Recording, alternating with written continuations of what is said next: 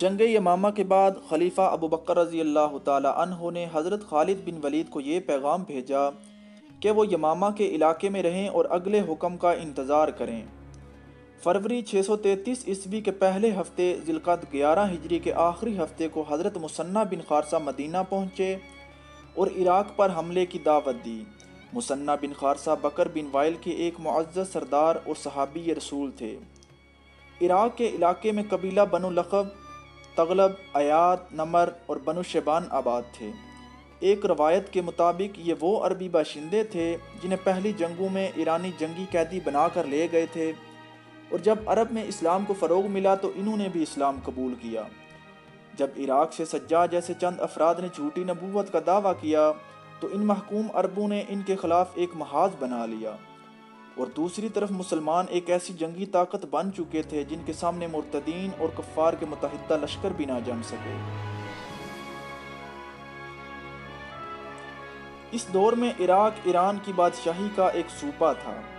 اس کے امیر یا حاکم کا نام ہرمز تھا، جو اس دور میں مانا ہوا جنگجو اور نہ ڈر جنگی قائد، اور ساتھ ساتھ بدتنیت اور ظالم بھی انتہا کا تھا۔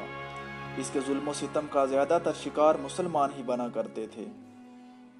امیر المؤمنین نے مثنیٰ سے کہا، میرا اگلا قدم وہی پڑے گا جہاں تو کہے گا، مگر میں ایک بار اپنے سالاروں سے مشورہ کرنا چاہتا ہوں۔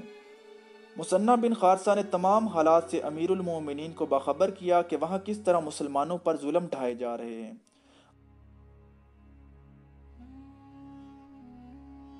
امیر المؤمنین نے حکم دیا، کوئی تیز رفتار قاصد کے ذریعے خالد کو پیغام بھیجو کہ جلدی مدینہ پہنچے، اور مثنیٰ سے فرمایا، تم واپس جاؤ اور عرب قبیلوں کے جس قدر آدمی اکٹھے کر سکتے ہو کر لو۔ خالد بن ولید اس وقت یمامہ میں تھے۔ امیر المؤمنین کا پیغام ملتے ہی حضرت خالد بن ولید وہاں سے روانہ ہوئے اور مدینہ پہنچے۔ امیر المؤمنین نے سب کچھ تفصیل کے ساتھ بتایا جو مثنیٰ بن خارثہ نے ان کو بتایا تھا، اور حضرت خالد بن ولید کی رائے دریافت کی۔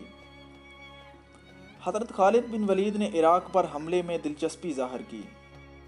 خلیفہ ابو بکر رضی اللہ تعالی عنہ نے حضرت خالد بن ولید کو یہ ہدایت دے کر رخصت کیا کہ وہ اپنے لشکر کو ساتھ لے کر عراق کی طرف پیش قدمی کریں، اور فرمایا کہ تمہارے لشکر میں زیادہ تر تعداد ان لوگوں کی ہے جو بڑے لمبے عرصے سے اپنے گھروں سے دور لڑ رہے ہیں۔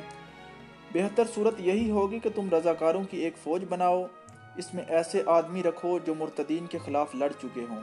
تمہارے ساتھ کچھ ایسے آدمی بھی ہوں گے جو مرتدین کے ساتھ تھے، شکست کھا کر انہوں نے اپنی خیریت اسی میں سمجھی کہ وہ اسلامی لشکر سے مل گئے۔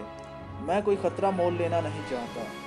حضرت خالد بن ولید نے پوچھا، کیا آپ مجھے اس بات کی اجازت دے رہے ہیں کہ میں ان کو لشکر سے نکال دوں؟ حضرت ابو بکر صدیق رضی اللہ تعالی عنہ نے فرمایا، نکال دینا اور بات ہے، تم اپنے لشکر سے کہنا جو آدمی اپنے گھر کو جانا چاہتا ہے اسے اجازت ہے، پھر دیکھنا کہ تمہارے ساتھ کون رہتا ہے۔ اگر تمہارا لشکر بہت کم رہ گیا تو خلافت اس کی کمی کو پورا کرے گی۔ حضرت خالد بن ولید نے جب اپنی فوج میں جا کر یہ اعلان کیا کہ جو کوئی اپنے گھر کو واپس جانا چاہتا ہے وہ جا سکتا ہے، تو ان کی 10,000 کی نفری کے لشکر میں صرف 2,000 آدمی باقی رہ گئے۔ 8,000 آدمی مدینہ کو روانہ ہو گئے۔ حضرت خالد بن ولید نے حضرت ابو بکر کو یہ پیغام لکھا کہ ان کے پاس صرف 2,000 آدمی باقی رہ گئے ہیں۔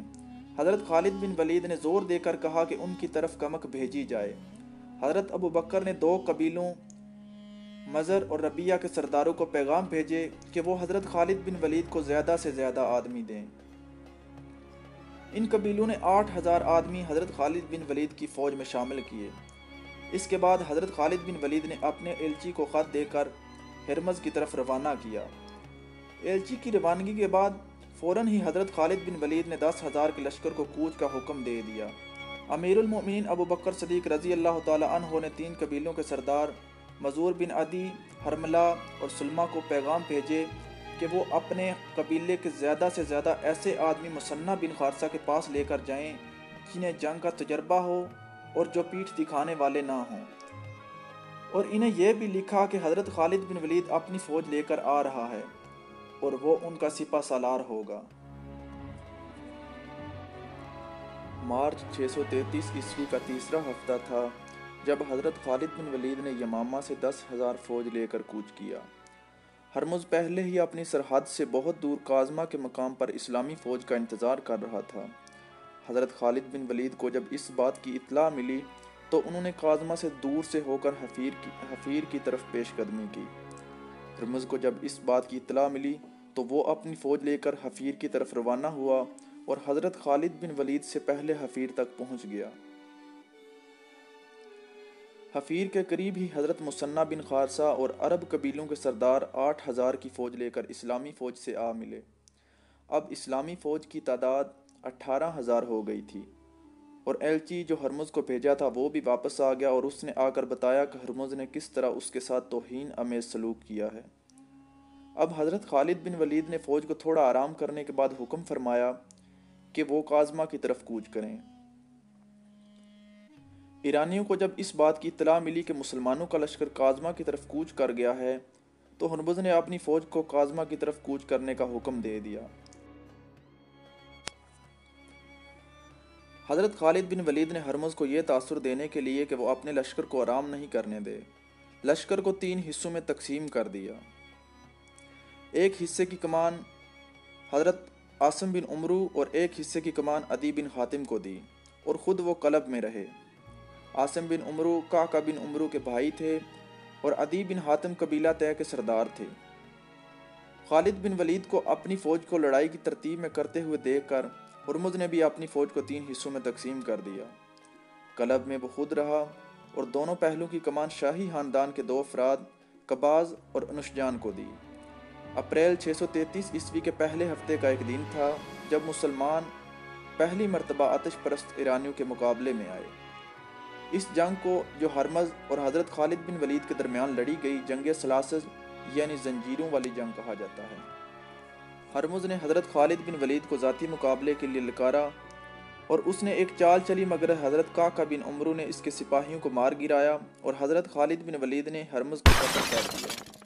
اس کے بعد حضرت خالد بن ولید نے اپنی فوج کو کھلے حملے کا حکم دے دیا۔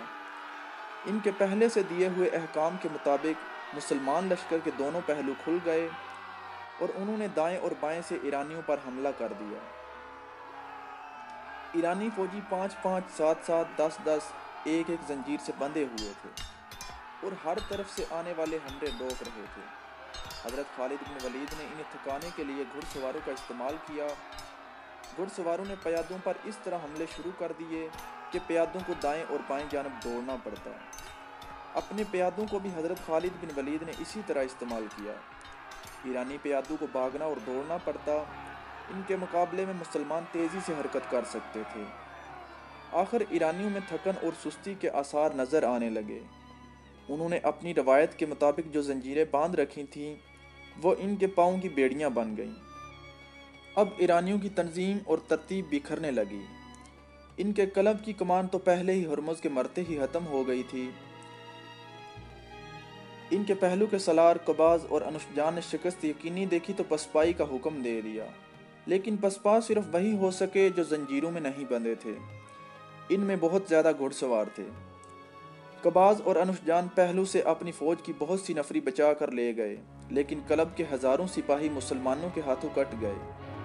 یہ تو آتش پرستوں کا قتل عام تھا جو سورج غروب ہونے تک جاری رہا۔ شام تاریک ہوئی تو یہ خونی سلسلہ رکا۔ مسلمانوں نے ایک بڑے ہی طاقتور دشمن کو شکست دی۔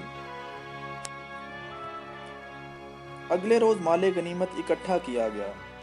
حضرت خالد بن ولید نے اسے 5 حصوں میں تقسیم کیا۔ 4 حصے انہوں نے اپنے لشکر میں تقسیم کیے اور 1 حصہ مدینہ بھیج دیا۔ تقریباً تمام مورخین نے یہ واقعہ لکھا ہے کہ جو مال غنیمت مدینہ بھیجا گیا اس میں ایک ہاتھی بھی تھا۔ مدینہ والوں نے ہاتھی کبھی نہیں دیکھا تھا۔ اس ہاتھی کو مدینہ شہر میں گھمایا اور پھرایا گیا تو لوگ حیران ہو گئے اور بعض لوگ ڈر گئے۔ وہ اسے جانور نہیں بلکہ خدا کی عجیب مخلوق کہتے تھے۔ ہاتھی کے ساتھ اس کا ایرانی محاوت بھی تھا۔ اس ہاتھی کو چند دن مدینہ میں رکھا گیا، کھانے کے سوا اس کا اور کوئی کام نہیں تھا۔ مدینہ والے اس سے کام لینا بھی نہیں جانتے تھے۔ امیر المؤمنین نے اس کے محاوت اور ہاتھی کو رہا کر دیا۔